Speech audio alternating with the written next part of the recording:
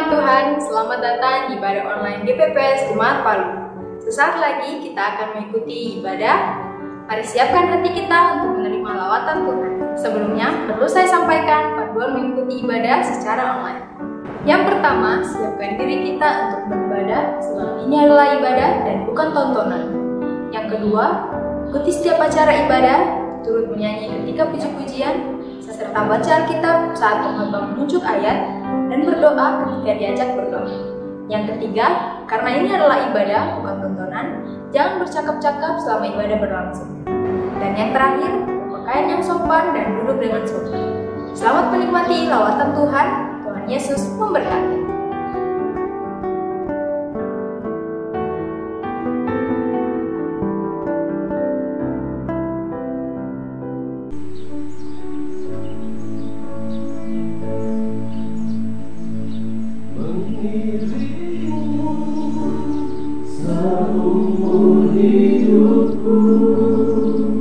Masuk dalam rencana-Mu Bapa, pikiranku, kehendak-Mu, ku serahkan padamu, harapanku hanya di dalam-Mu, ku kan teguh bersama-Mu Tuhan. Jadikanku rencana-Mu untuk memuliakan-Mu, mengiringmu seumur hidupku. Masuk dalam rencana-Mu Bapa, pikiranku, kehendak-Mu, ku serahkan padamu, harapanku hanya di dalam-Mu, bukan teguh bersama-Mu Tuhan. Jadikanku rencana-Mu untuk memuliakan-Mu, mengiringmu seumur hidupku. Masuk dalam rencana-Mu Bapa, katakan pikiranku, kehendak-Mu, ku serahkan padamu, harapanku hanya di dalam-Mu, bukan teguh bersama-Mu Tuhan. Jadikanku rencana-Mu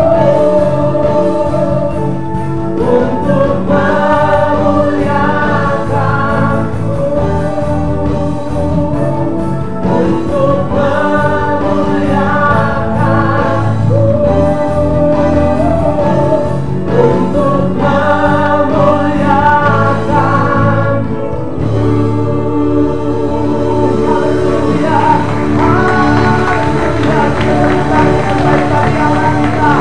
Haleluya, haleluya. Yang menjadi komitmen kami di hadapan hadirat-Mu ya Tuhan, bahwa kami mau mengiring Engkau selama umur hidup kami ya Tuhan. Terima kasih ya Tuhan, kami bersyukur buat kesempatan anugerah-Mu kepada kami. Kalau pagi hari ini kami boleh datang ke tempat ini untuk beribadah kepada-Mu, kami tahu ini adalah anugerah Tuhan, ini adalah kesempatan yang Tuhan berikan kepada kami. Kami tidak mau menyanyiakan setiap kesempatan anugerah-Mu ya Tuhan. Oleh sebab itu ya Tuhan, biarlah lewat pertolongan Allah Roh Kudus memampukan kami pagi hari ini untuk boleh memberikan persembahan kami yang terbaik bagi Engkau. Segala rancangan kuasa kegelapan apapun bentuknya akan mengganggu ibadah kami.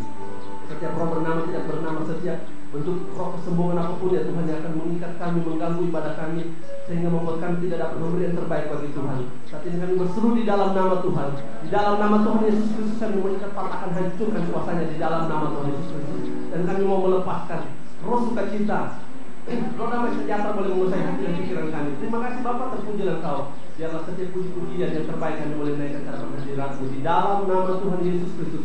Haleluya. Amin, haleluya. Sebelum kita duduk, kita tepuk tangan sekali lagi yang terbaik. Haleluya. Kita duduk dulu.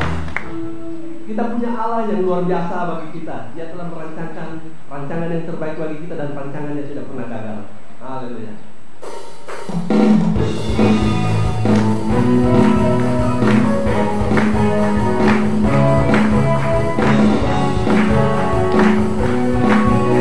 Dia tak pernah gagal. Dia tak pernah gagal. Karena Dia Allah. Dia tak pernah lalai. Dia janji firman-Nya. Raja Allah, Raja segala raja, kekuatanku, perisaiku, Dia gunung batuku. Bersoraklah, puji sembah Dia, Yesusku, Raja mulia, Yesusku, Allah perkasa, Yesusku, Allah pemenang, Yesus Raja, Yesus Raja, haleluya. Dia tak pernah gagal, Dia tak pernah gagal. Karena Dia Allah, Dia tak pernah lalai. Dia jamin firman-Nya. Dia Allah, Raja segala raja, katakan dengan iman. Perisaiku, yang gunung batuku. Bersoraklah, puji sembah Dia, Yesusku, Raja mulia, Yesusku, Allah perkasa, Yesusku, Allah pemenang, Yesus Raja. Dia tak pernah gagal. Karena Dia Allah, Dia tak pernah lalai. Dia jamin tetap firman-Nya. Sebab Dia Allah, Raja segala raja, kekuatan bernama Tuhanku, Kau perisaiku, dan gunung batu kami. Bersoraklah, puji sembah Dia, Yesusku, Raja mulia, Yesusku, Allah perkasa, Yesusku, Allah pemenang, Yesus Raja. Tak pernah gagal. Dia Allah,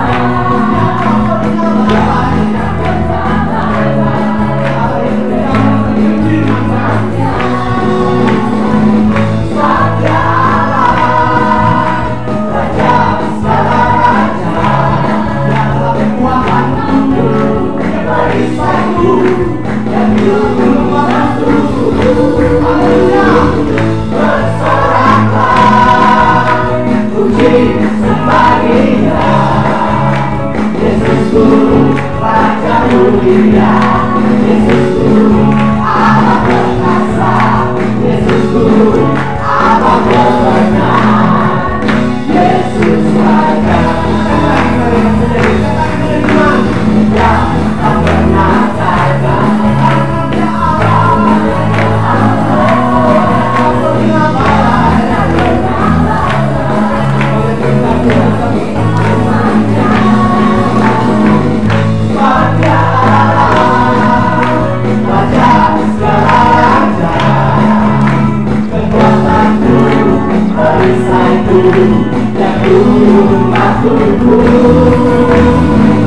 Bersoraklah,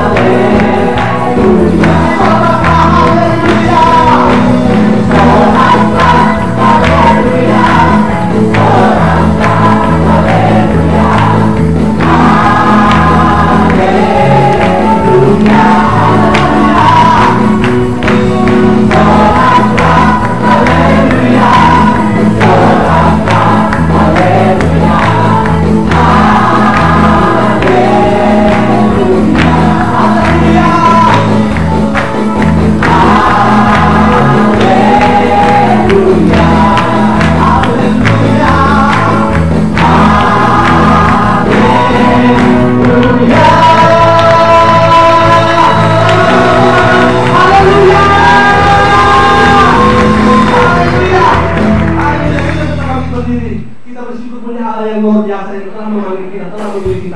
Kita mau melayani Dia. Haleluya. Ayo sama-sama kita puji Dia. Kita bersyukur kalau satu terus kepada yang paling normal. Kita berdoa untuk melayani, memberikan hanya pada jiwaku rindu selalu dalam hadirat-Mu, akan hidup Tuhan layak dimuliakan. Hatiku rindu Tuhan, rindu melayani, memberikan hanya pada-Mu. Jiwaku rindu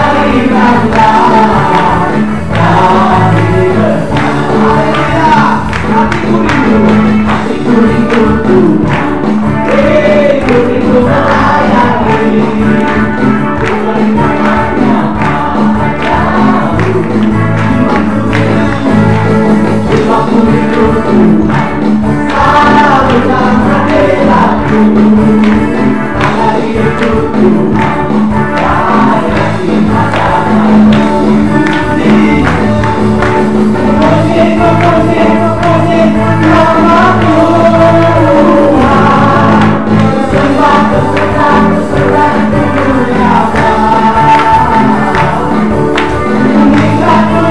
pujikan satu musikku. Menari, menari, menari, terimalah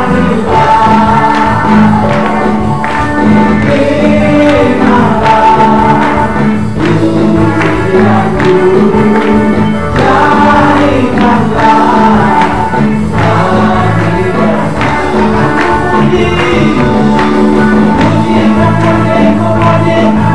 Hatiku rindu Tuhan,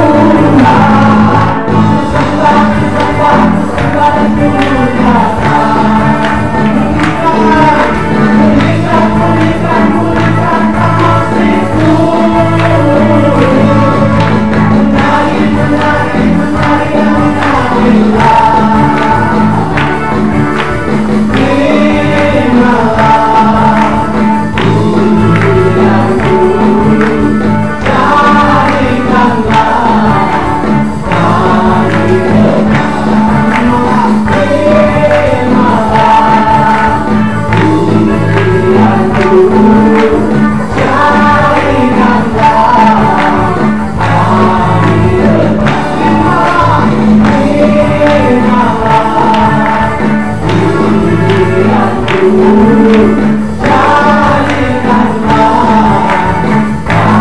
Puji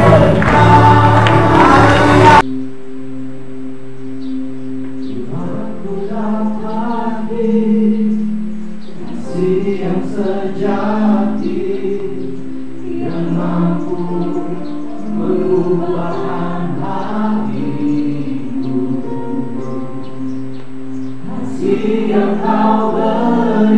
sembah dan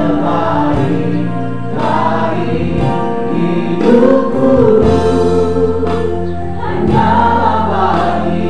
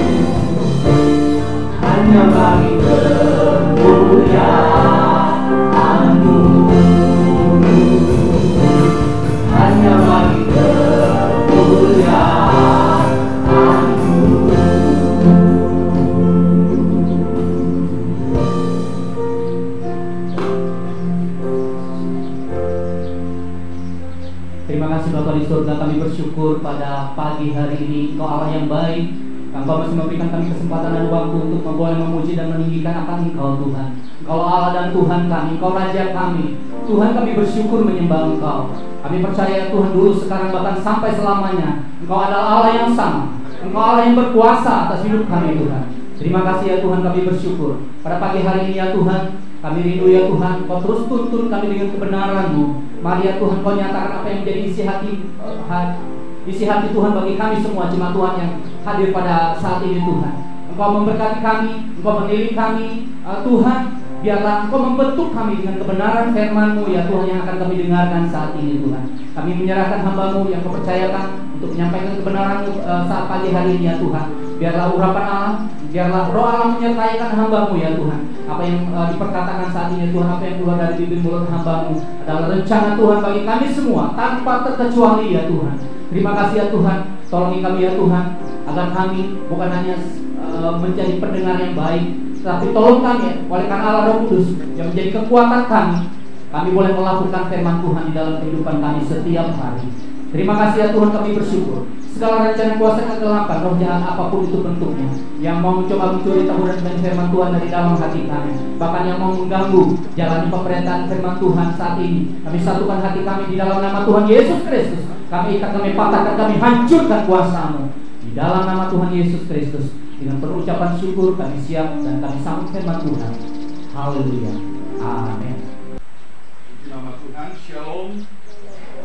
Shalom bagi saudara di luar. Puji Tuhan, kita bersyukur Tuhan memberikan kembali kesempatan anugerah bagi kita untuk boleh beribadah pada saat ini.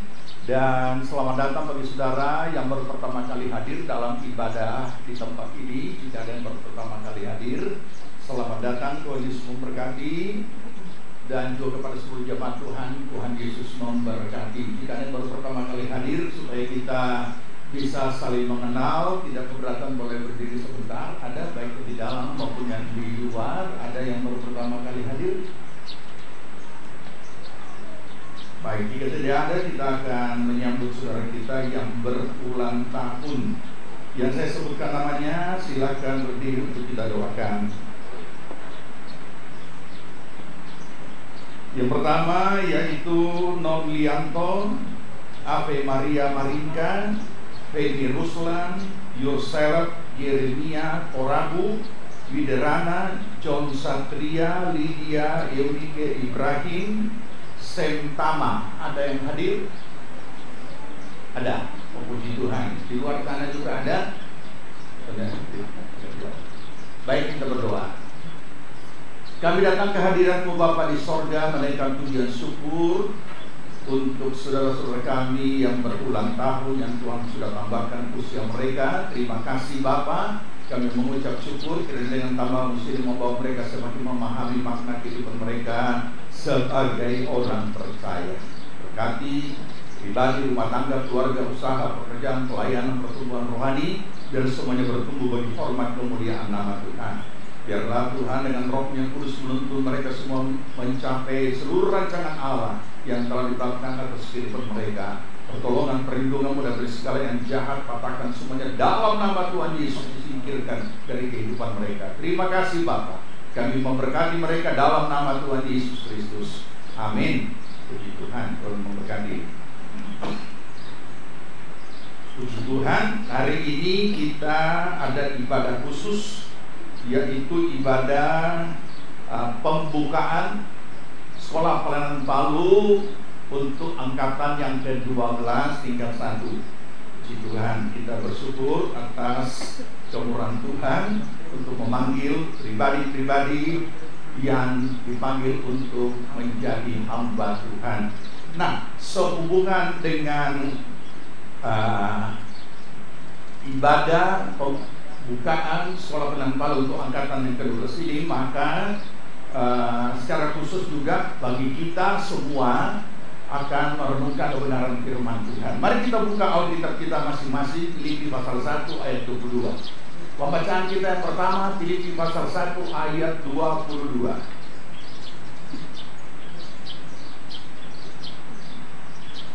Jika saudara sudah temukan, mari kita sama-sama sambut firman Tuhan dan kita akan baca bersama. Filipi 1 ayat 22 kita baca. Tetapi jika aku harus hidup di dunia ini, itu berarti bagiku bekerja memberi buah. Dari mana yang harus kupilih aku tidak tahu. Pembacaan berikutnya kita baca dalam Amsal 22 ayat 29. Amsal 22 ayat 29. Ya, silakan ditemukan. Bagi yang ada di dalam bisa lihat di layar, tapi juga di Alkitab masing-masing. Mari kita baca. Pernahkah engkau melihat orang yang cakap dalam pekerjaannya? Di hadapan raja-raja ia akan berdiri, bukan di hadapan orang-orang yang hina. Amin. Puji Tuhan, silakan duduk. Ya, topik ataupun tema daripada ibadah pembukaan Sekolah Pelayanan Palu pada saat ini adalah kerja keras dan kerja cerdas. Ya, saya langsung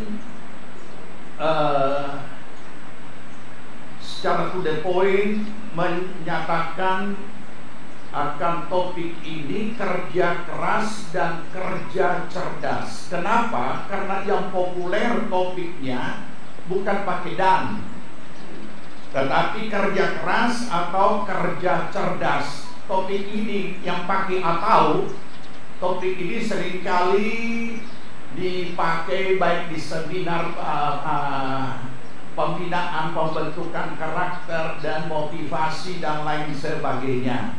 Nah, saya tidak akan memakai topik kerja keras atau kerja cerdas, tapi kerja keras dan kerja cerdas. Kenapa? Sebab umumnya selama ini ketika pakai atau kerja cerdas atau kerja cerdas, ini dua istilah yang tidak bisa dipisahkan.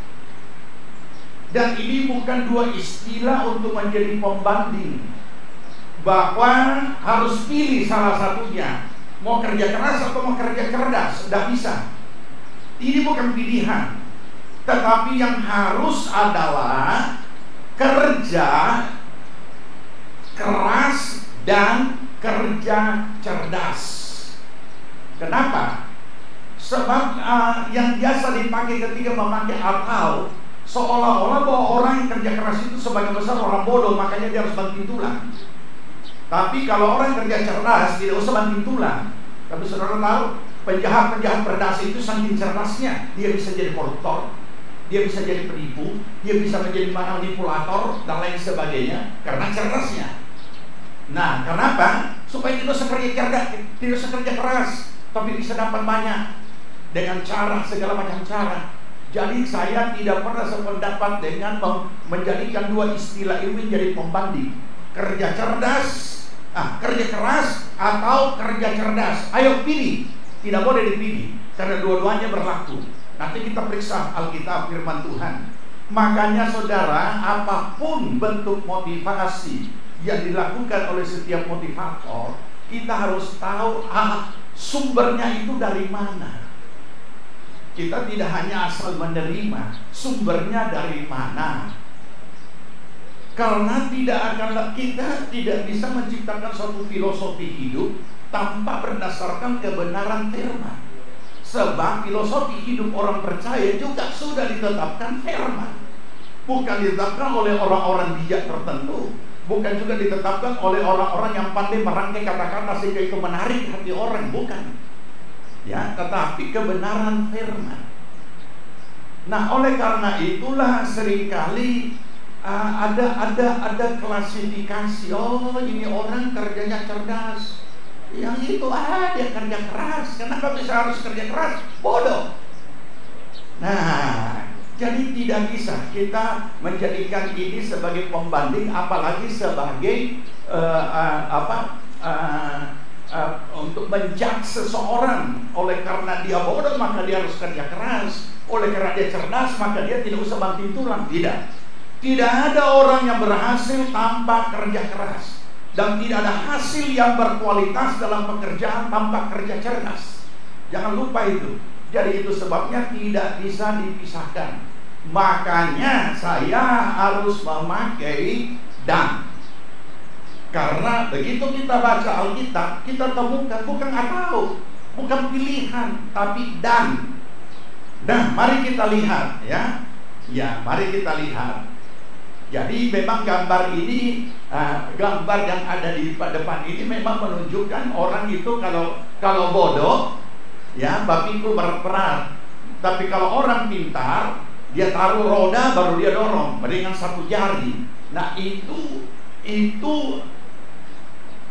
harus kita pahami secara positif di mana.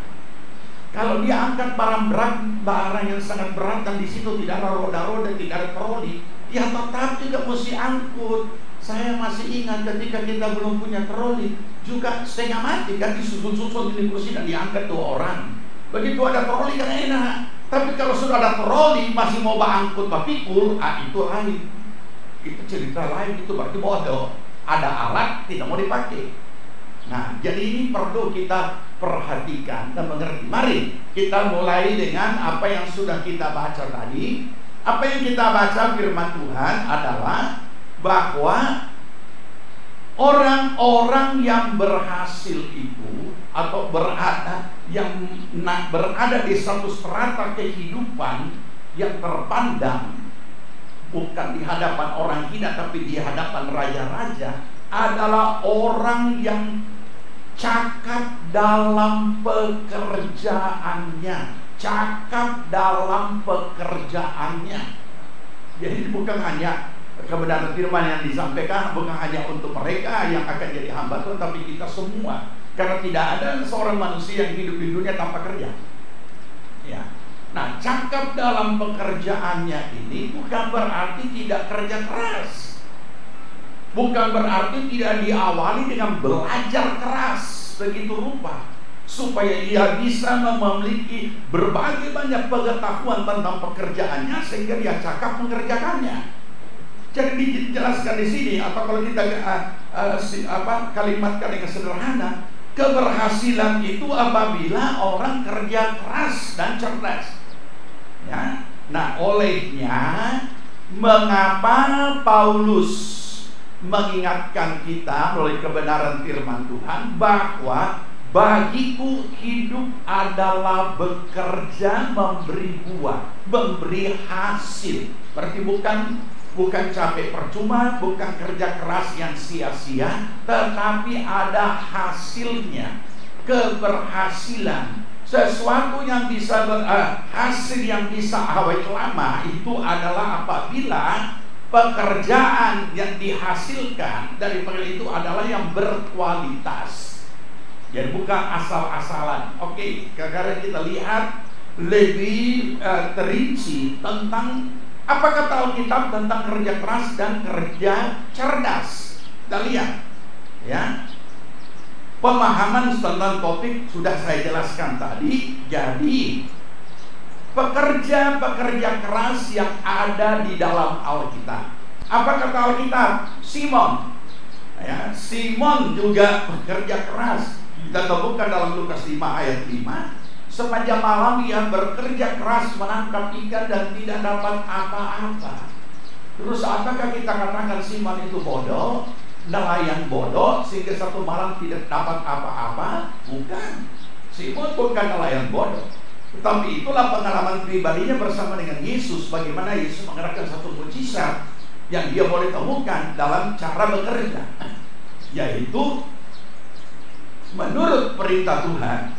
Nah, oleh karena itu kita temukan lagi. Apalagi kalau mungkin ini perlu kalau Roma 16. Mari kita buka Roma 16. Ya, Roma 16 ini kita akan temukan di situ pekerja-pekerja keras. Salah satunya namanya Maria, ya. Oke, kita buka dalam Roma 16. Pada bagian-bagian terakhir dari Roma 16 itu, penutup daripada surat Paulus kepada Roma, Di situ penuh dengan orang yang bekerja keras. Kita mulai baca. Ya, kita baca mulai dari Roma 16, mulai ayat yang ke-4. Ya, bahkan bukan cuma mulai ayat 3, bukan cuma hanya bekerja keras, ya, tetapi ada yang bekerja keras sampai mempertaruhkan nyawa. Oke, mari kita baca ayat 3. Sampaikan salam kepada Priscilla dan Aquila, teman-teman sekerjaku dalam Kristus. Perhatikan ini, teman-teman sekerja. Jadi Paulus punya teman-teman sekerja, dan semua teman-teman sekerja ini tidak ada yang mencuri tulang. Semua bekerja sama kerasnya. Bahkan apa yang kita maksudkan kerja keras itu maksimal. Dikatakan di sini ayat 4, sampai di mana mereka punya kinerja. Dikatakan mereka 4, mereka telah mempertaruhkan nyawanya untuk hidupku.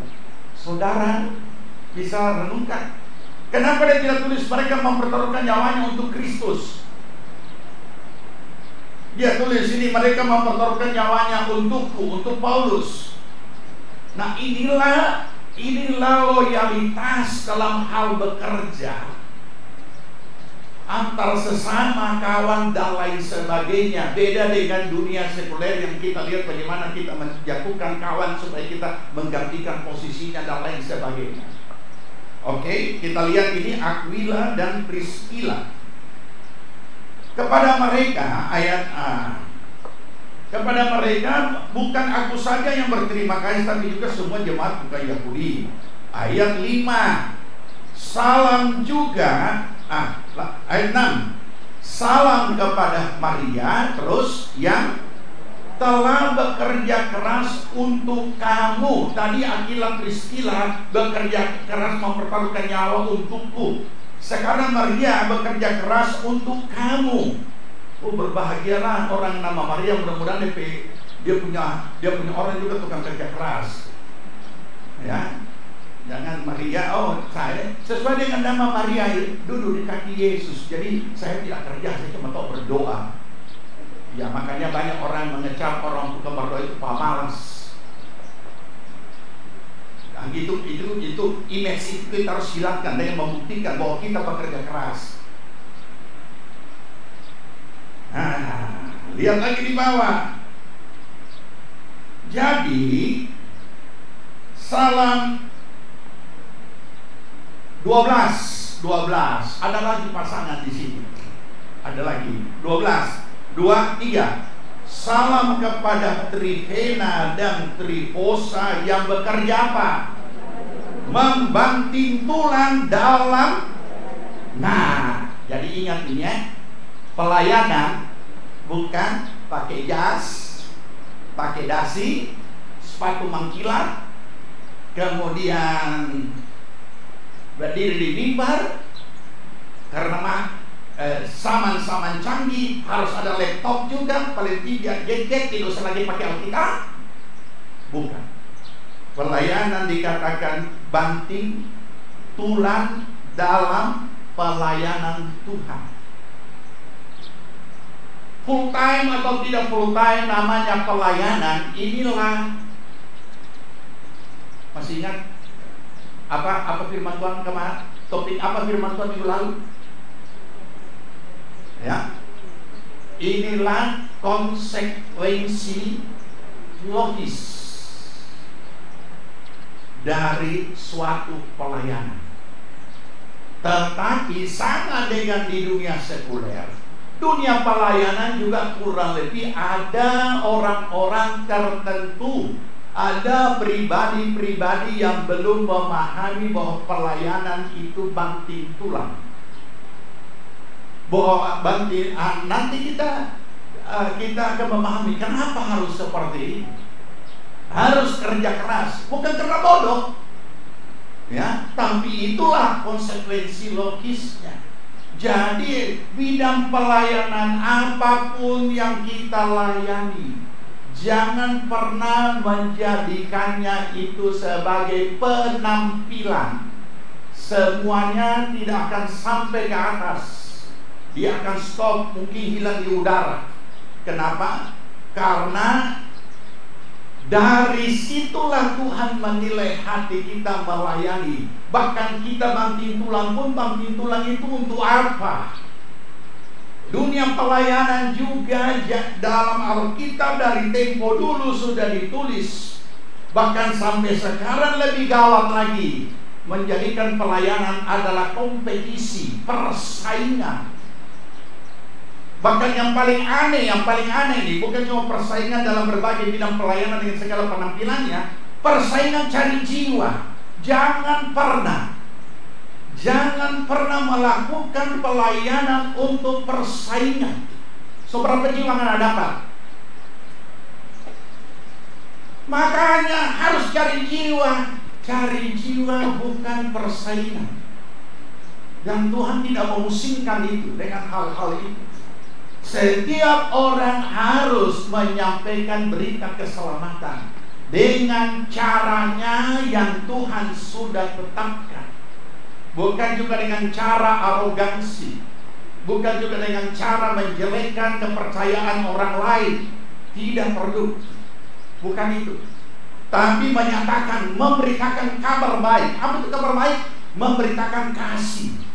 Kasih Allah kepada dunia ini sehingga kita diampuni dan disucikan oleh darah Yesus dan beroleh hidup yang kekal. Bukan menjudge orang punya agama, bukan menjudge orang punya kepercayaan.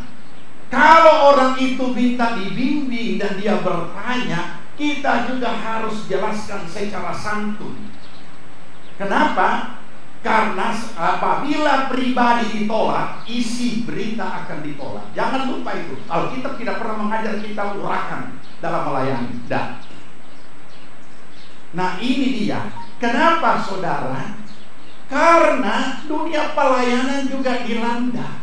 Mulai dari pelayanan yang mungkin tidak terlalu nampak sampai kepada ini sekarang, sampai kepada hamba-hamba yang ternama. Saudara tahu sekarang beberapa hamba Tuhan yang ternama ada keluar di medsos. Ada yang mulai tidak percaya Tritunggal, percaya hanya Dewi Tunggal. Baru-baru ini satu lagi menyatakan tidak ada itu, cuma satu, yaitu tunggal.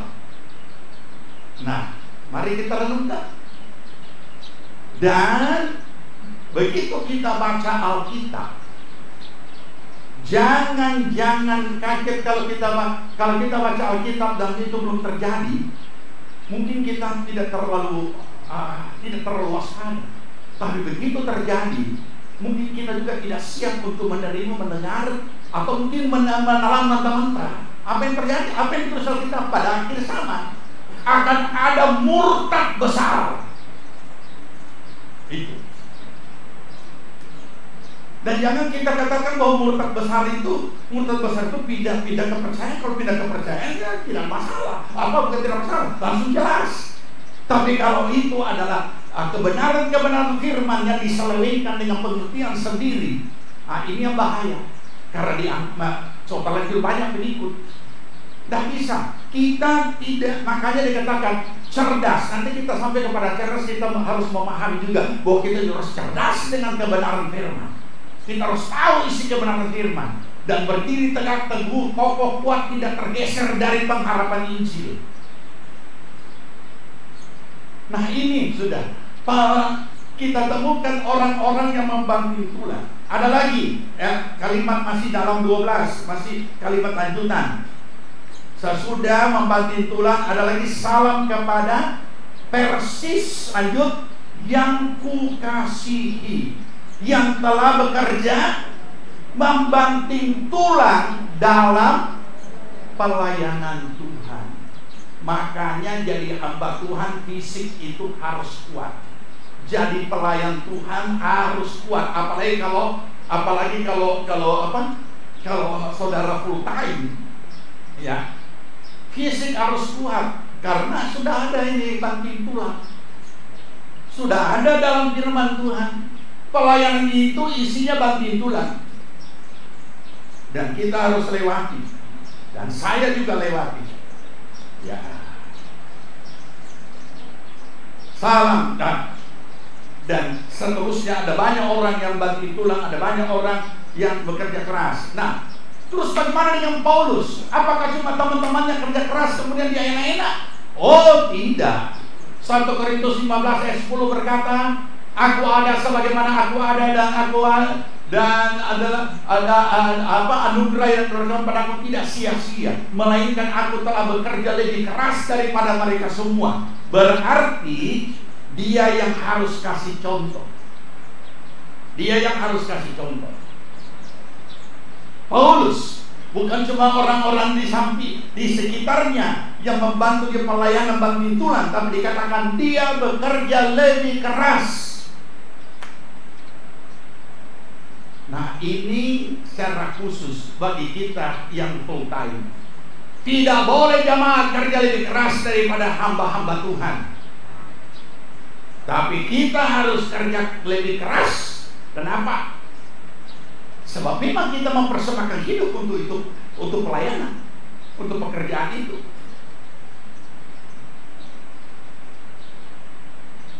Cuma sekolah Alkitab Palu yang tidak ada tidur siang. Saya tidak tahu. Di sekolah Alkitab GPS yang lain ada tidur siang. Jadi siap-siap, tidak ada tidur siang bro ya? Tidak ada. Nah. Dulu kami bersidang juga tidur siang. Berapa lama ada artikel yang sangat mendukung. Ternyata tidur siang memperpendek umur. Langsung fotokopi, gunting, fotokopi, taruh di meja pimpinan, semua pimpinan. Begitu masuk dalam persidangan, baik, tidur siang memperpendek umur, maka dirubahlah. Sekarang tidak ada lagi tidur siang, rapat jalan terus. Ini yang seringkali menjadi pergumulan dalam pelayanan. Oleh karena itulah kita perlu memahami ini. Kalau pelayanan adalah pelayanan, karena pelayanan itu di dunia, jadi itu hal yang umum terjadi juga pada semua orang dalam pekerjaannya masing-masing. Cuma pekerjaan kita disebut pelayanan, melayani Tuhan. Tetapi kita juga tidak luput daripada pekerjaan kita masing-masing. Jadi bekerja lebih keras. Efesus pasal 4 ayat 28 berkata bahwa orang percaya harus kerja keras supaya tidak mencuri. Makanya dikatakan orang yang sudah mencuri, jangan lagi yang mencuri, tapi hendaklah dia bekerja keras dan makan makanannya sendiri, bukan makanannya orang lain. Ya, jadi walaupun ada papa adik, mama adik, tidak usah sering-sering ke sana. Ada masalah apa? Papa adik, mama adik. Oh ada. Dia itu di dapur, di melampas pas. Nah itu budaya kita yang harus dirubah. Tidak boleh begitu. Walaupun kekeluargaan kuat, tapi makan free tidak. Nah, apalagi yang kita baca 1 Tesalonika ayat pasal 5 ayat 12, para pemimpin diharuskan kerja keras. Hormatilah mereka yang telah bekerja keras memimpin kamu. Berarti yang dihormati hanya pemimpin yang bekerja keras. Kalau dia tidak bekerja keras, penghormatan apa yang mau diberikan? Tetapi pemimpin umumnya minta dihormati, padahal tidak tahu kerja keras, cuma tahu perintah. Nah, tetapi pemimpin yang sudah bekerja keras begitu rupa harus dihormati, kata firman Tuhan. Jadi baik orang percaya, baik pemimpin, baik semua lapisan masyarakat dan semua lapisan kehidupan manusia harus jadi pekerja keras. 2 Timotius 2 ayat 6 berkata, para petani diharuskan kerja keras. Makanya ayat itu berkata, petani yang bekerja keras dialah yang lebih dulu menikmati hasilnya. Makanya saya pernah menegur beberapa daerah yang dikunjungi. Mana bisa orang kalau tidak salah di Tendiana juga saya pernah tegur, bukan main kamu beli apa? di Palu juga, di mana beberapa tempat saya pernah tegur. Bagaimana bisa kita yang hidup di desa beli sayur dari orang kota? Harusnya kan kita yang menghasilkan sayur. Sama juga ada larangan kalau bukti doa itu kirimkan kemari kampung, kirim kemari itu sambiki. Itu aneh kan? Masa kita tinggal di desa justru minta sayur dari kota? Sedangkan di desa itu di tanah yang luas banyak kita bisa tanam dan lain sebagainya. Nah, berarti ini petani tidak menikmati. Dan petani yang mau menikmati lebih dulu harus kerja keras. Dia harus kerjakan itu apa yang dia tanam. Oke, kita lanjut ya. Jadi kerja keras. Kenapa orang kerja keras? Karena adanya komitmen dan tanggung jawab yang dimiliki dalam mengerjakan suatu pekerjaan. Kenapa orang kerja keras? Komitmen dan tanggung jawab inilah yang membuat seseorang mau banting tulang untuk melakukan pekerjaannya. Nah, oleh karena itu, orang yang bekerja keras bukan karena orang itu bodoh, kasihan, bukan karena dia tidak cerdas, kemudian dia harus banting tulang dan harus kerja keras. Ya. Orang-orang, kita tidak bicara yang negatif, kita bicara yang positif. Kalau kita bicara yang negatif, itu ada penyebabnya kenapa sampai dia seperti itu. Tapi kita tidak bicara dan menjudge mereka karena bodoh makanya kerja keras. Nah, oke. Nah, berikut, kita bekerja tidak hanya asal kerja, pokoknya kerja saja. Yang penting kita sudah dicatat kerja, tidak. Ya, tetapi setiap pekerjaan harus dinilai dari kualitas kerja. Asal-asalan. Kenapa orang bisa kerja asal-asalan? Pasti kita tergantung dari dia kembali kepada pribadinya, tidak ada komitmen untuk menghasilkan sesuatu yang berkualitas. Ada hasil yang berkualitas, paling tidak sesuai yang telah ditetapkan, itu hasilnya. Nah, untuk dapat menghasilkan pekerjaan yang berkualitas, maka harus kerja cerdas. Kalau kita tidak kerja cerdas, bagaimana bisa hasilnya berkualitas? Kalau kita kerja asal-asalan, tidak mungkin. Ya. Nah, mari kita kembali lagi kepada Alkitab. Siapa-siapa pekerja cerdas dalam Alkitab? Kalau kita baca, kita akan malu. Karena dari perjanjian lama sampai perjanjian baru, orang bodoh tidak ada yang dipakai, tidak ada. Nah, cuma sayangnya ada satu ayat yang seringkali disalahgunakan oleh hamba Tuhan. Tuhan memilih yang bodoh, mempermalukan yang pintar. Di mana? Bukan itu maksudnya. Ya. Dalam konteks apa? Bukan berarti kita berkata, Tuhan pakai orang bodoh mempermalukan yang pintar. Dalam hal apa? Kalau dalam hal iman mungkin dia belum sampai di situ dan bisa dilakukan, tapi jangan lupa ketika seorang bodoh melakukan sesuatu yang luar biasa, jangan lupa itu bukan dia, itu Tuhan yang melakukan. Kita ini bicara manusia lahirianya dalam kehidupan hari-hari. Ya, memang ada peranan daripada Tuhan bekerja. Nah, kita lihat apa yang kita baca. Kita mulai buka dari perjanjian lama. Para pekerja yang mengerjakan kepentingan Tuhan bukan cuma cerdas, harus ahli. Cuma dulu belum ada pakai titel, belum ada pakai kesarjanaan. Ketika Tuhan suruh membangun Kemah Tabernakel melalui pewahyuan yang diberikan kepada Musa, harus begini. Kemudian Musa mengkomunikasikan kepada umat, saudara, ukuran, bahan, warna, dan segala bahan-bahan yang ada di dalamnya sama sekali tidak bisa dirubah. Kami sudah cari kain merah, tapi tidak merah umum. Tidak ada merah kermisi. Tidak boleh diganti. Walaupun sama merahnya, tapi kalau bukan merah kermisi, tidak boleh ganti. Bahan tidak boleh diganti. Kami sudah cari kayu penaga, tapi tidak ada. Boleh kayu cempaka juga tidak. Ya, mari kita renungkan.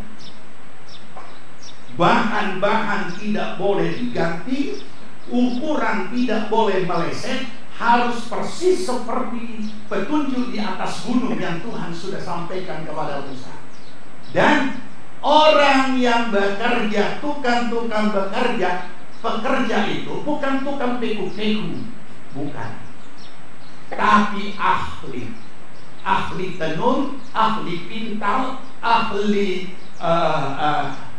tukang kayu, tukang batu, tukang permata, semua ahli.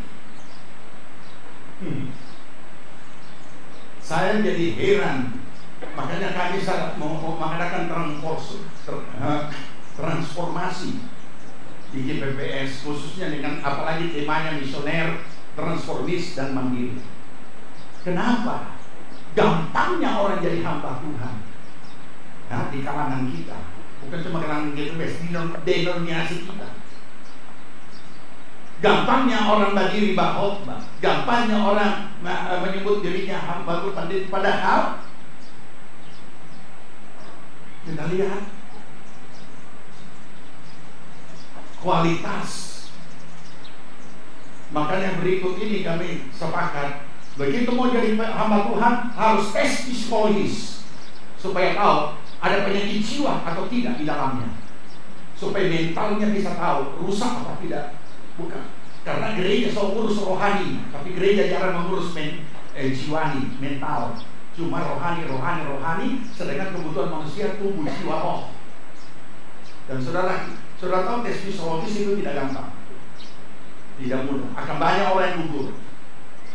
Ya. Dulu kami pernah mengadakan screening. Kadang-kadang orang pakai bahasa rohani. Saya cara men-screening tidak pakai bahasa rohani, tidak pakai ayat. Saya cuma tanya. Saya lihat dulu ya, di screening siapa? Saya cuma tanya. Kalau kamu di lampu perempatan jalan, kemudian ada kereta light yang lampu merah, dan kamu terobos tidak? Kalau ketika kamu terobos tiba-tiba sampai di seberang sana ada polisi tiup, apa yang terjadi? Kami berdamai. Oh, ini barang ini tidak bisa jadi pendeta.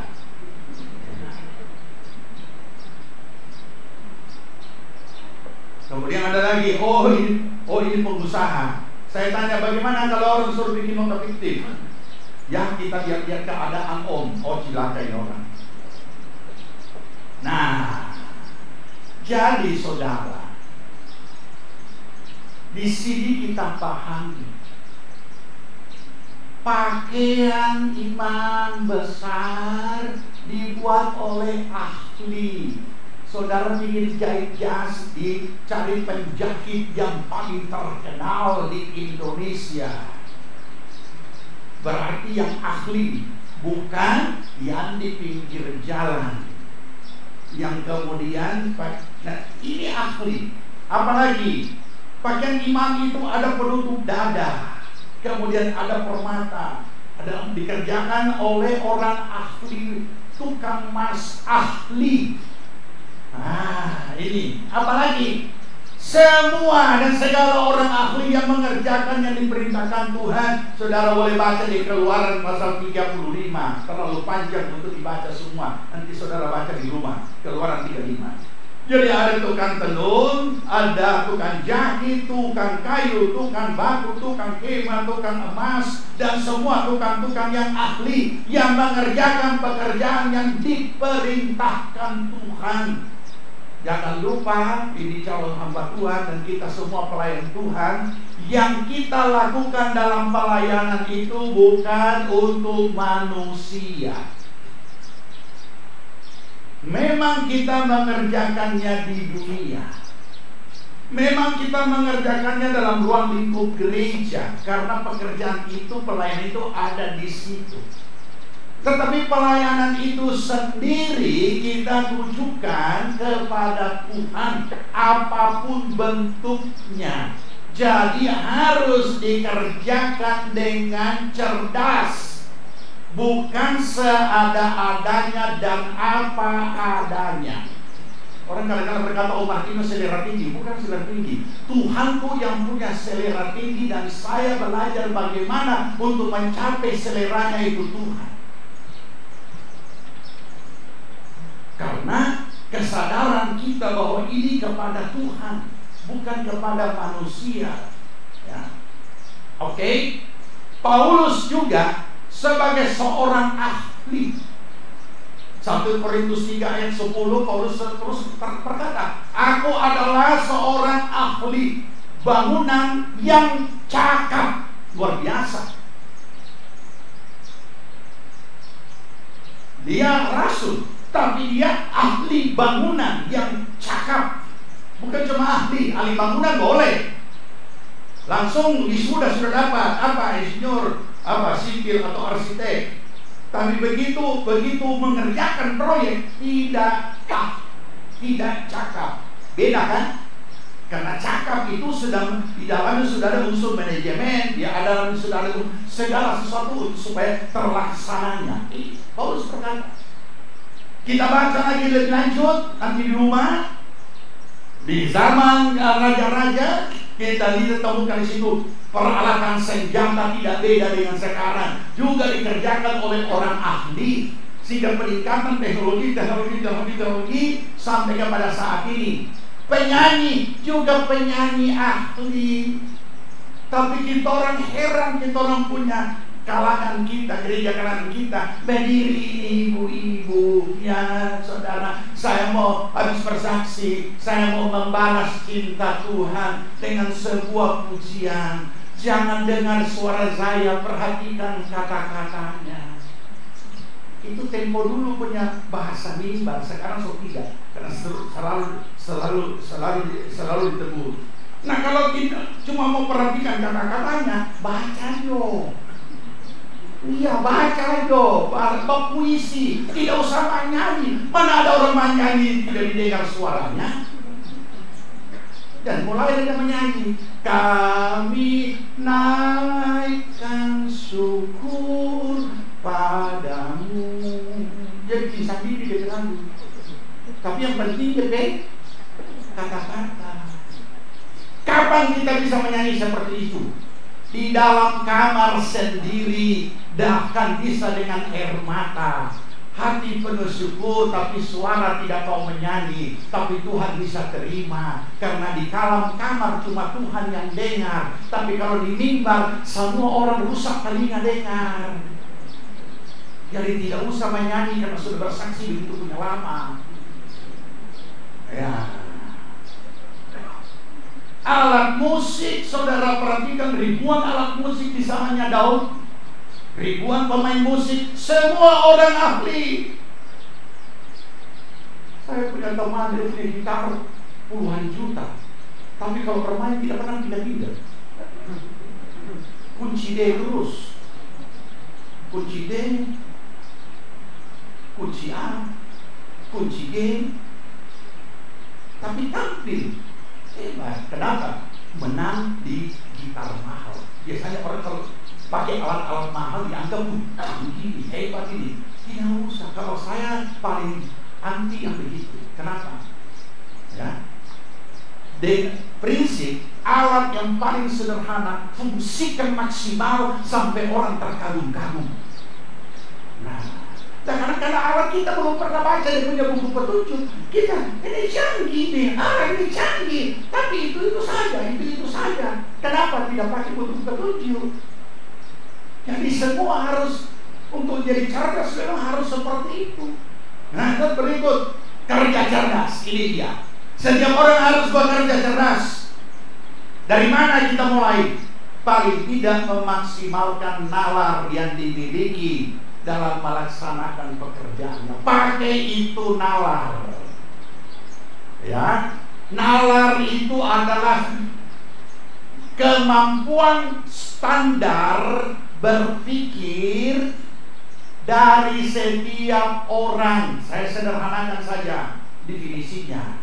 Jadi kalau kemampuan standar ini saja belum dipakai, apalagi dimaksimalkan. Dipakai saja tidak. kalau saya ganti kalimat ini dengan kalimat orang tua-tua dulu, sedikit tidak bagus. Kalau kerja pakai otak, itu orang tua dulu sambil dia tunjuk begini. Kerja itu pakai otak. Kalau nggak ada bicara itu pakai otak. Jadi semua dianggap pakai nalar, itu standar. Dan di nalar-nalar juga, di situ adalah konsekuensi logis juga ada di situ. Jadi kita tidak terganggu. Ada orang sangat terganggu. Nanti satu saat saya akan ada orang sangat terganggu dengan rasa mindernya. Tidak usah kita terganggu. Nanti saya mau satu saat itu bahagian dari jiwa juga. Saya akan bahas apa itu minder. Minder itu cilaka betul, itu orang tahu minder. Rusak dia punya diri sendiri. Dia merusak dirinya sendiri, tapi nanti. Nah, jadi pakai standar nalar, ya. Jadi dengan adanya ini kita protokol kesehatan, kita mulai diajar lagi bernalar. Bayangkan siapa yang saya mau tanya, kapan orang tua kita mulai mengajar cuci tangan? Umur berapa? Masih anak-anak kan? Kalau remaja tidak perlu lagi kan? Apalagi orang tua tidak perlu. Tapi begitu anak kita sudah mulai belajar mau makan sendiri atau bakpian sendiri dan lain sebagainya, kita selalu mulai ajar cuci tangan. Yang lucu apa? Sekarang kita harus tua dikasihnya, cuci tangan cuci tangan. Bagus juga ini corona ajar kita orang lagi jadi anak-anak cuci tangan. Ya, jangan panjang-panjang itu kuku, karena itu kuman semua di situ. Madu, tua kita harus diajar kasihan. Tapi bagus lah, karena saking tuanya so lupa cuci tangan. So makan juga dia bilang belum makan dia bilang sudah, karena so tua. Nah, jadi kita diajar lagi bernalar. Ini semua cuma nalar. Bahwa orang ngomong, apalagi kalau batok, paling tidak tampias dia punya itu sekitar 1 meter lebih. Jadi kita sekarang ini duduk manis semua, jarak 1 meter lebih. Aduh, manis-manis. Itu orang dapat ingat ini waktu TK. Duduk manis berjarak. Kan anehnya itu orang kasihan. Bagus ini, ya. Jadi artinya kita orang mulai diajar bernalar. Apalagi pakai masker. Kalau mau dikalimatkan dengan kasar, tidak pakai masker mati. Tidak cuci tangan mati. Tidak jaga jarak mati. Baru dia mau. Nah ini dia. Dan kita pakai sehingga so tidak perlu lagi mau pakai bedak mahal. Apalagi bibir merah, tidak ada yang kelihatan. Bibir merah, hijau, ungu, hitam, tidak ada yang kelihatan. Ya, tidak usah lagi keluar ongkos mau beli lipstick, tidak usah. Ya. Nah, ini kita diajar kembali bernalar. Nah, berikut. Kalau nalar sudah dipakai, itu sudah menolong diri sendiri. Berarti standar berpikir kita sudah bekerja. Ya, jadi saling mengingatkan saja. Tidak usah saling menghakimi, tapi saling mengingatkan. Kalau ada orang-orang punya kelakuan dan cara kerja yang tidak pakai nalar, kasih ingat. Kalau orang tua sih kasar dulu, pakai otak, tidak usah. Lebih halus pakai nalar, jangan lupa. Ya, itu standar mengelola sesuatu pikiran. Melengkapi diri dengan pengetahuan tentang pekerjaan saudara. Saya sudah sempat sampaikan juga di minggu lalu. Jadi kalau kita memang dipercayakan Tuhan suatu pekerjaan supaya bisa kita kelola dengan cerdas, lengkapi diri untuk mengetahui itu pekerjaan sebelum dikerjakan. melengkapi diri dengan pengetahuan itu sangat bermanfaat bagi diri kita sendiri. Bahkan yang belum itu tidak dikerjakan, kita juga selalu mau belajar. Oh, ini begini ya, ini begini. Nah ini, tetapi kalau kita tidak mau belajar, sedangkan sekarang untuk belajar gratis. Saya kalau dulu bekerja tidak lupa selalu mencari apa skill-skill yang ada yang bisa diketahui di internet. Oh, cara bikin ini begini, cara bikin ini begini. Oh, ini mahal. Saya cari lagi. Oh, ini dari barang-barang sisa bisa jadi ini, bisa jadi. Oh, nah ini maksimalkan.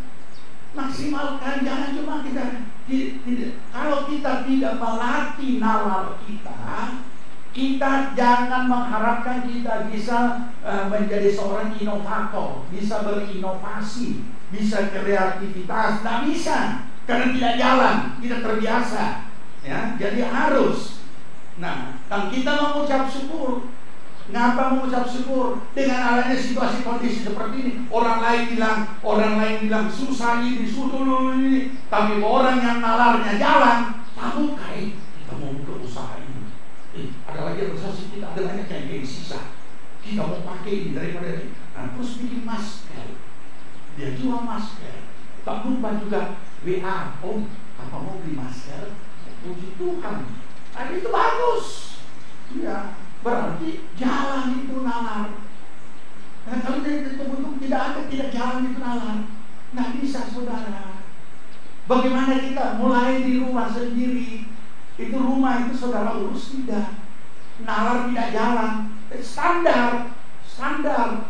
Ya, kalau kita tidak terbiasa, jangan lupa kalau kita terbiasa, bagaimana kita bisa berpenampilan? Apakah penampilan yang rapi seperti ini di rumah juga rapi? Tidak kan? Tidak selamanya, tidak semua orang seperti itu. Ya. Ada teman saya berkata, aduh, saya kenal seseorang. Dia seorang motivator yang sering diundang sana sini. Suatu saat saya tidak tahu ada urusan apa, diajak ke rumahnya. Saya tidak duga kalau rumahnya seperti itu. Kenapa? Karena dia motivator. Ternyata rumah berantakan, tak karuan. Nah, jadi ini nalar. Nah, kenapa, saudara? Saya sering mengistilahkan seperti itu. Jangan harga lebih tinggi daripada mutu. Ya, kalau harga lebih tinggi daripada mutu, itu berarti sama dengan kita hanya tampilkan harga, tapi mutunya tidak.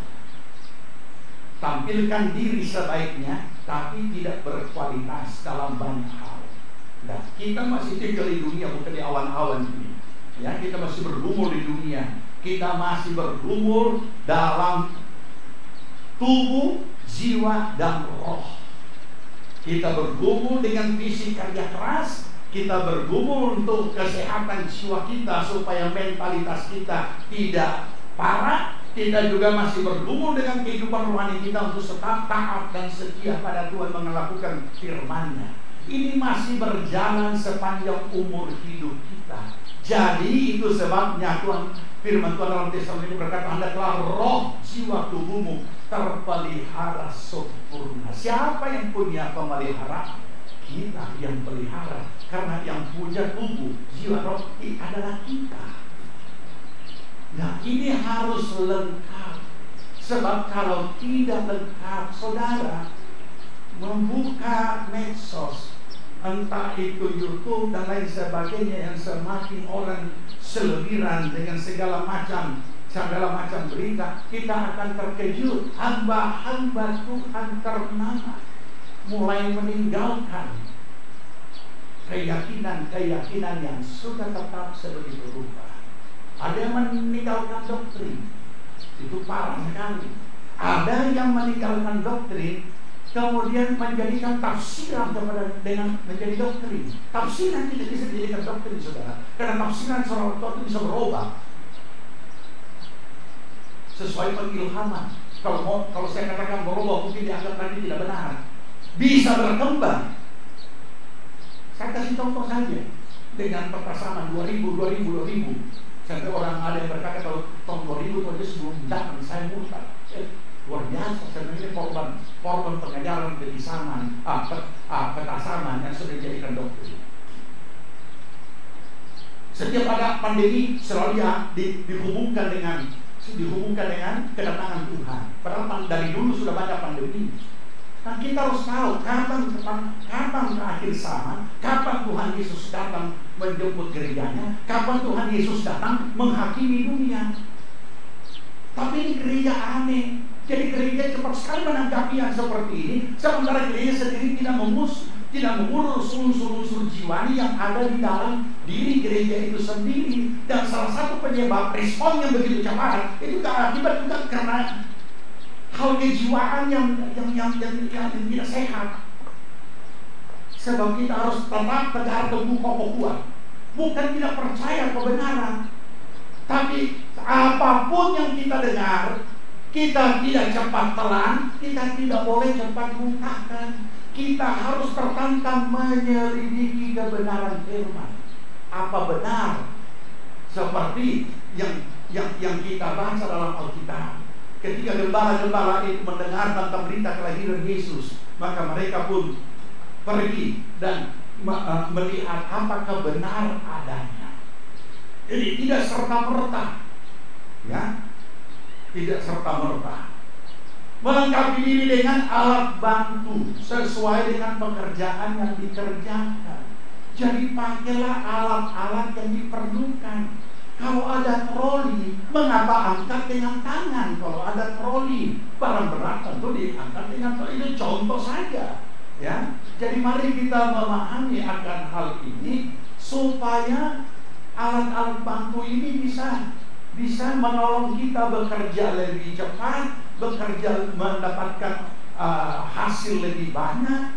Jangan seperti yang lalu. Kembali lagi kalangan kita lagi. Ketika komputer baru muncul, yang paling cepat memberikan tanggapan ya kalangan kita. Oh, itu kok antikris. Aneh. Nah, ini yang begini-begini sudah yang justru yang meresahkan ini, berita-berita seperti ini. Ya, mana yang dianggap antikris? Nah, ini lagi corona antikris. Mari kita cerdas memahami untuk bisa membedakan yang mana kebenaran firman, mana kondisi situasi politik, ekonomi dan lain sebagainya. Kebenaran firman sudah menyatakan, tapi kita tidak. Kita cuma tinggal mempersiapkan diri untuk melakukan kebenaran firman. Tidak usah diurus itu. Ini begini. Nah, ini. Jadi, mari kita buktikan sekarang. Begitu ada internet, begitu ada komputer, semua jadi serba cepat. Kemudian terjadilah sistem. Ini sistem artinya bahagian dari kecanggihan teknologi. Memang harus ada, dan dunia harus sampai ke situ, bahkan melebihi lagi yang akan datang, supaya itu menggenapi firman. Tinggal nanti siapa yang akan pakai. Jadi semua sudah dipersiapkan. Tinggal nanti bagaimana ketika antikris berkuasa. Kecanggihan sudah terjadi. Tapi kecanggihan itu sendiri bukan antikris, itu cuma alat. Nanti akan dipergunakan sama sederhana ATM, ya. Kemudian sekarang ada lagi mobile banking, ada lagi internet banking. Kemudian apa terjadi? Kejahatan IT. Apa itu kejahatan IT? Pembobolan di bank. Pembobolan orang punya rekening. Itu kan orangnya yang jahat, yang melakukan kejahatan melalui kejahatan IT. Tapi IT sendiri yang sudah menciptakan sistem sehingga saudara bisa ambil uang mudah, saudara bisa transfer lewat telepon. Itu adalah program IT yang kemudian dijadikan aplikasi. Sama dengan orang-orang tempo dulu, lagi-lagi di kalangan kita, Doi itu setan. Siapa bilang doi setan? Doi itu cuma dari kertas yang dari logam. Yang bisa jadi setan itu dipakai setan orang yang pegang doi, orang yang mempergunakan doi. Oh, karena doi cuma 100.000 dia rela membunuh karena emosi. Bukan doi yang membunuh dia. Ya, jadi ini yang perlu kita pahami supaya kita bisa membedakan orang dan pemakai alat. Alat itu sendiri cuma jadi alat. Jadi dengan bekerja cerdas, pekerjaan kita akan mencapai kualitas yang ditetapkan. Tidak ada keberhasilan tanpa kerja keras, dan tidak ada hasil kerja yang berkualitas tanpa kerja cerdas. Kita baca sama-sama yang di papan, yang di LCD. Tidak ada keberhasilan tanpa kerja keras, dan tidak ada hasil kerja yang berkualitas tanpa kerja cerdas. Jadi bekerja keraslah dengan cerdas, maka luar biasa. Ya, semua orang-orang yang berhasil sudah melewati kerja keras. Tidak ada orang yang berhasil tanpa kerja keras. Kalau ada, patut dipertanyakan. Jadi untuk kerja kerasnya tidak sia-sia, berkualitas, maka dia harus kerja cerdas. Tuhan Yesus memberkati kita. Selamat bekerja keras dengan cerdas. Puji nama Tuhan, Shalom. Salam sejahtera dalam Tuhan Yesus Kristus. Bapak Ibu serta saudara sekalian yang dikasihi oleh Tuhan, sebagaimana yang sudah kita ikuti pagi hari ini, ibadah dirampaikan dengan pembukaan Sekolah Pelayanan Palu angkatan yang ke-12. Kita mengucap syukur kepada Tuhan atas mega proyek yang Tuhan percayakan kepada jemaat GPPS Palu melalui kegiatan pendidikan akademik yaitu Sekolah Pelayanan Palu. Mengapa Bapak Ibu Saudara sekalian saya katakan ini adalah kegiatan mega proyek? Ya, memang sepintas kalau kita melihat dengan kasat mata, hanya 2-5 orang siswa Sekolah Pelayanan Palu selama ini berjalan. Sepertinya itu ada hal yang biasa mungkin bagi Bapak Ibu Saudara sekalian. Tapi bagi saya ini adalah suatu mega proyek, karena mega proyek ini hasilnya mampu membuat malaikat di sorga bersorak-sorai karena jiwa-jiwa dimenangkan bagi Kristus. Sekolah Pelayanan Palu yang dimulai sejak tahun 1999, ya, diawali dari off campus yaitu School of Ministry yaitu SOM, dan tahun 1999 akhirnya ditetapkan GPPS Jemaat Palu membuka Sekolah Pelayanan Palu yaitu dengan founder Bapak Gembala yaitu Bapak Pendeta Dr. R.M. Martino, dan berjalan sampai saat ini sampai angkatan ke-12. Itu adalah sesuatu hal yang luar biasa, dan tentunya hal ini bukan dari Bapak Pendeta Martino selaku Gembala dan selaku founder saja, tanpa peran serta daripada jemaat GPPS Palu, tanpa dukungan daripada seluruh jemaat GPPS Palu, SPP ini mungkin juga tidak akan terlaksana. Jadi kalau sampai pada tahun ini, tahun 2020, Sekolah Pelayanan Palu telah membuka dan akan dimulai angkatan yang ke-12, dan Sekolah Training Misi Palu yang lalu yaitu angkatan yang ketiga, itu semua adalah berkat dukungan, partisipasi dari seluruh jemaat GPPS Palu yang sangat mencintai Tuhan, gereja yang misioner, transformis dan mandiri. Puji nama Tuhan, Bapak Ibu dikasihi oleh Tuhan. Sekolah Pelayanan Palu secara akademis kurikulumnya adalah 3 tahun mereka masa belajar, 6 bulan praktek, 6 bulan sekolah selama 3 tahun, dan telah menghasilkan semua alumni daripada Sekolah Pelayanan Palu, mereka menjadi gembala-gembala GPPS yang ada di Sulawesi Tengah. Namun seiring dengan waktu berjalan, kami akhirnya juga membuka Sekolah Training Misi Palu. Kenapa saudara? Karena pada saat kami berkunjung ke desa, ke dusun yang ada di Sulawesi Tengah, kami masuk ke desa sampai ke dusun, ke suku-suku terpencil. Di situ kami melihat benar apa yang dikatakan oleh Yesus. Tua yang banyak, tetapi pekerja sedikit. Sedangkan sudah beberapa tahun, kurang lebih 14 tahun SPP berjalan, itu ada banyak beberapa yang terpanggil menjadi hamba Tuhan. Ya, secara full time kami belum bisa menerimanya karena SPP harus tamatan dari SMA atau sederajat. Tapi akhirnya menjadi satu perenungan bagi kami, ya, baik Dewan Pengurus Sekolah Pelayanan Palu maupun juga tim pengembalaan pada saat kami rapat.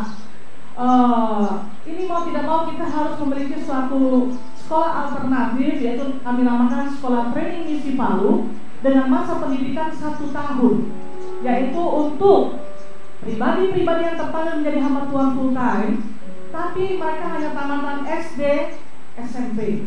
Ya, mereka mendengar panggilan Tuhan, tapi mereka terkendala, tidak bisa masuk kegiatan akademis untuk menjadi hamba Tuhan full time. Maka kami membuka, menyediakan suatu wadah atau suatu sarana, yaitu Sekolah Training Misi Palu, dan puji nama Tuhan sudah menghasilkan, dan saat ini menghasilkan jiwa-jiwa di ladang pelayanan, di dusun-dusun yang ada, di antaranya adalah Salubiro Mokoto. Ini namanya hebat kayak nama Jepang ya, Mokoto Korobonde gitu. Dan sebenarnya dikasih oleh Tuhan, puji nama Tuhan. Di GBPS Sulteng tidak banyak GBPS karena prinsip kita bukan buka membuka. Yang sulit adalah penginjilan begitu dilaksanakan, kita membawa berita Injil, setelah itu kita pulang. Terus jiwa-jiwa ini mau diapakan? Siapa yang akan menggembalakan mereka? Siapa yang akan memfollow up mereka sehingga rohani mereka boleh terus bertumbuh sesuai dengan keberadaannya, entah di kota, di desa, ataupun di dusun.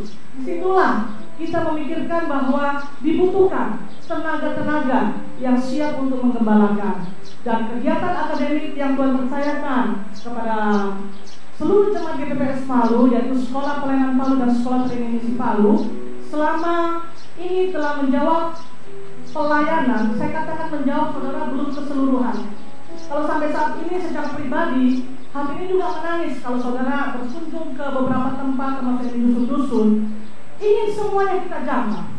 Saat kita hadir, kita melakukan penginjilan, mereka terima Yesus, mereka diselamatkan. Tapi setelah kita pulang, siapa yang memfollow up mereka? Sedangkan budaya, situasi, dan keadaan sekitar sangat kuat mempengaruhi mereka. Bagaimana rohani mereka bisa bertumbuh? Saya teringat yang dikatakan di dalam Roma pasal yang ke-10, mulai dari ayat yang ke-14 dan seterusnya saudara baca. Bagaimana mereka bisa percaya kepada Yesus kalau mereka tidak pernah mendengar? Bagaimana mereka bisa mendengar kalau tidak ada yang memberitakan? Bagaimana mereka bisa memberitakan kalau tidak ada yang diutus? Puji nama Tuhan. Kami hamba Tuhan GBPS Sulawesi Tengah berkomitmen setiap tahun 1 tambah 1 kali 1 itu bukan hanya 1 orang percaya dimenangkan dalam waktu 1 tahun. 1 orang memenangkan 1 orang dalam waktu 1 tahun. Bukan, tetapi itu juga maksudnya bukan hanya itu. Tetapi 1 tambah 1 kali 1 itu juga setiap gereja lokal, pos-pos PI yang ada dalam waktu 1 tahun mengutus 1 orang tenaga hamba Tuhan full time. Yang memang menjadi pergumulan bagi kami tim pengembalaan. Beberapa tahun ini di GBPS Palu belum ada utusan. Jadi sebabnya pada saat pagi hari ini juga saya memberikan tantangan tanda kutip kepada kaum muda, remaja GBPS Palu. Ya, dan jika engkau menemukan panggilan Tuhan secara full time, jangan pernah ragu dan takut, karena itu adalah suatu pelayanan yang paling mulia. Asal itu adalah benar-benar panggilan yang Tuhan nyatakan dalam kehidupanmu. Dan pagi hari ini kepada seluruh jemaat, saya selaku ketua Sekolah Pelayanan Palu, saya mengumandangkan, saya menyuarakan khususnya bagi para orang tua. Mungkin bagi Bapak Ibu Saudara berat untuk mengutus anak untuk jadi hamba Tuhan full time. Mau jadi apa kau nak? Seperti yang saya alami, tantangan yang terberat pada saat itu adalah orang tua. Tapi Bapak Ibu dikasih oleh Tuhan, sebagai orang tua, anak itu adalah titipan. Titipan saja dari Tuhan. Jadi biarlah anak-anak itu menemukan panggilan hidupnya, kita orang tua tinggal membimbing, mengarahkan. Ya, mungkin ada juga yang berpikir, apa kau masuk di SPP? Non gelar, mau jadi apa kau ke depan? Setelah dikasih oleh Tuhan, SPP memang sampai saat ini setiap kali kami rapat, kami menetapkan bahwa kami belum akan meningkatkan kegiatan akademis yang bergelar. Ya, karena bagi kami untuk menjadi hamba Tuhan full time, yang terpenting adalah karakteristik. Kalau masalah gelar saya juga sudah alami. Saya awal dipanggil Tuhan secara full time, saya tidak tertarik untuk masuk ke sekolah teologi. Saya memilih sekolah Alkitab, walaupun banyak orang mengatakan, Lea kamu bodoh, apa kau masuk sekolah Alkitab? Banyak orang menganggap saya bodoh, saudara, pada saat itu. Tetapi mereka tidak tahu apa visi yang Tuhan taruhkan dalam kehidupan saya dan apa planning yang saya miliki. Bukan berarti kita tidak butuh gelar. Sampai saat ini juga saya sempat beberapa waktu yang lalu menempuh studi sampai kepada tingkat S2, bukan karena saya butuh gelar. Saya tidak butuh SPH-MA, tapi tantangan sama, itu menantang kita para hamba Tuhan full time juga untuk melengkapi diri. Karena masa belajar di tingkat S1 dan S2 itu menambah wawasan pengetahuan bagi kita, itu memang sudah pasti. Dan saya planningkan semuanya itu bagi saya pembentukan karakter yang terpenting, itu yang membuat saya tetap mampu untuk menjalani panggilan Tuhan. Dibanding kalau saya langsung S1, belum tentu. Nah, Bapak Ibu dikasih oleh Tuhan, sebagai orang tua, kalau Anda atau saudara-saudara menemukan anak-anak saudara terpanggil hamba Tuhan full time, saudara adalah orang tua yang berbahagia. Karena ada kepercayaan yang besar yang Tuhan percayakan dalam kehidupan keluarga atau rumah tangga saudara. Puji nama Tuhan, saat ini di Sulawesi Tengah belum banyak GPPS. Baru 12 gereja lokal dan 6 pos PI. Tapi kita bersyukur, saya nggak katakan kami ya, kita semua bersyukur sebagai salah satu gereja lokal GPPS Jemaat Palu yang Tuhan percayakan juga sampai saat ini untuk menjawab kebutuhan tenaga hamba Tuhan melalui sekolah pelayanan Palu. Saudara, kita bersyukur sampai saat ini bahkan sampai ke tingkat daerah. Saya juga selaku majelis daerah juga sampai ke tingkat nasional. Sultan boleh menjadi berkat bagi kemuliaan nama Tuhan untuk GPPS secara nasional, karena hamba-hamba Tuhannya, hamba-hamba Tuhan yang betul-betul mau belajar menjadi pemimpin rohani yang rohani. Tidak banyak kendala, tidak banyak permasalahan. Kalau saya berjumpa dengan MD pada saat rakernas, mereka banyak yang pusing 7 keliling, saudara. Kenapa? MD harus mengurusi hamba-hamba Tuhannya, gitu ya, dengan karakternya dan kepribadiannya dan sebagainya. Padahal harusnya yang harus digarap ini adalah pelayanan, bagaimana jemaat dirohanikan, bagaimana jemaat dibawa menjadi gereja yang misioner dan transformis. Tapi mereka masih harus berurusan dengan pemimpin-pemimpinnya. Tapi puji nama Tuhan, GPPS Sulawesi Tengah tetap kita terus dukung dalam doa sehingga terus menjadi berkat, bukan hanya untuk GPPS secara nasional, tetapi juga untuk kemuliaan nama Tuhan di tempat dimanapun, baik dusun, desa, kota. Di situ Tuhan percayakan GPPS untuk ada suatu pos PI dan gereja lokal benar-benar menjadi suatu wadah, bukan hanya gereja berupa bangunan, tapi merupakan adalah gereja yang misioner, transformis dan mandiri. Pada saat pagi hari ini, ibadah pembukaan sekolah pelayanan Palu seharusnya ada 3 utusan. Saudara, untuk saudara pahami, mereka yang ada di sekolah pelayanan Palu yang sudah mengikuti ibadah pembukaan dari awalnya, dan kalau sampai pada akhirnya mereka juga mengikuti ibadah pemutusan, itu mereka harus melewati masa training, yaitu training di gereja lokal masing-masing minimal selama 6 bulan. Jadi dalam masa training ada satu yang tidak terus, ya, nggak apa-apa, karena itu lebih baik. Dan mereka dua inilah yang diutus dari gereja lokal dan pos PI-nya. Dan saat ini mungkin beberapa saat saudara melihat lagi wajah daripada Putri Lauje yang ada di tengah-tengah kita beberapa minggu ini, yaitu saudara Elian, ya. Mungkin saudara berkata, muncul lagi ini Putri Lauje. Ya. Saudara, saya perlu jelaskan sedikit, ya. Jadi pada saat SPP akan dibuka, Pendeta Felix Gembala GPPS Kondoyong menelpon saya, Ibu boleh tidak? Ini pas SPP berjalan, saya merelakan waktu 6 bulan. Saya utus dulu Lian, saya handle dulu semua pelayanannya supaya dia bisa lebih dilengkapi. Karena Erlian ini adalah dari sekolah training misi yang harusnya 1 tahun, tapi beberapa waktu yang lalu saya sudah jelaskan dia harus tempuh sekian tahun. Iya, jadi saya berkata, nggak apa-apa. Iya, segala sesuatu yang positif, segala sesuatu yang membawa kebaikan untuk pekerjaan Tuhan, silakan. Dan itulah sebabnya saat ini saudari Erlian ada di tengah-tengah kita. Dia sebagai pendengar di sekolah pelayanan Palu, ya, sehingga selama beberapa bulan di tempat ini boleh dilengkapi, menambah wawasan, pengetahuan Alkitab, doktrin dasar yang banyak hal yang harus dia kuasai, sehingga pada saat dia kembali ke Tempe Ulu, yaitu di suku Lauje, semakin dia bisa membawa jiwa-jiwa yang dimenangkan ini semakin boleh bertumbuh di atas dasar kebenaran firman Tuhan. Puji nama Tuhan, saya tidak perpanjang, dan sekali lagi sebagai ketua Sekolah Pelayanan Palu dan juga atas nama tim pengembangan, kami mengucapkan banyak terima kasih kepada seluruh pelayan Tuhan dan jemaat GPPS Palu untuk peran serta dukungan doanya, partisipasi, dukungan moralnya. Kami percaya Tuhan yang akan mengembalikan berlipat kali ganda. Puji nama Tuhan. Saya persilakan kepada siswa-siswi untuk mempersembahkan pujiannya bagi Tuhan. Puji Tuhan, shalom. Perkenalkan, nama saya Anissa, saya lulusan dari Hari Jumat Boyong. Saya bersyukur atas anugerah Tuhan yang luar biasa. Saya bersyukur dan saya meresponi semuanya itu semua berkat anugerah yang begitu luar biasa bagi saya bersyukur Tuhan.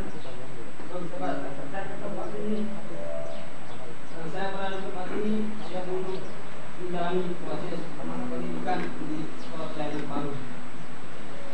Puji Tuhan, shalom. Perkenalkan, nama saya David Kolende. Saya utusan dari Jemaat GPPS Torobonde. Saya bersyukur oleh karena kemurahan Tuhan dan kebaikan Tuhan dalam kehidupan saya datang di Jemaat GPPS Palu untuk meresponi panggilan Tuhan, untuk menjadi seorang hamba Tuhan yang siap dididik dan dibina untuk memiliki karakter seperti Tuhan Yesus di Sekolah Pelayanan Palu. Tuhan, shalom. Saya bersyukur saya bertemu ibu Bapak sekalian kembali di tempat ini karena saya diutus kembali ke sini untuk melengkapi pengetahuan saya seperti yang bilang tadi. Saya diutus kembali di sini untuk menjadi pendengar sekolah pelajaran Sekolah Pelayanan Palu.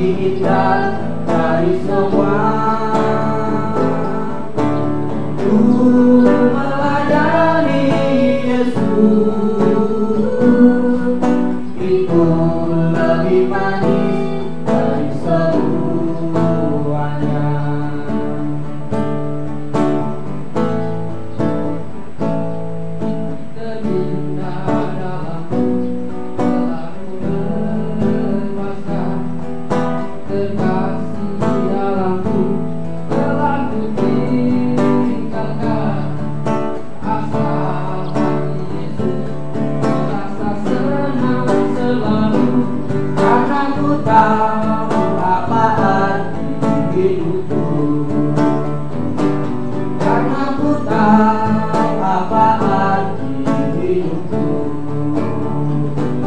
karena ku tahu apa arti hidupku. Kita arahkan tangan kita ke depan dan kita berdoa. Terima kasih Bapa di sorga, bahwa dengan kemurahan dan pengasihan Tuhan, Engkau sudah menyatakan anugerah-Mu, Engkau sudah menyatakan panggilan-Mu bagi saudara-saudara kami yang sedang mempersiapkan diri di dalam pendidikan menjadi hamba Tuhan. Terima kasih Tuhan.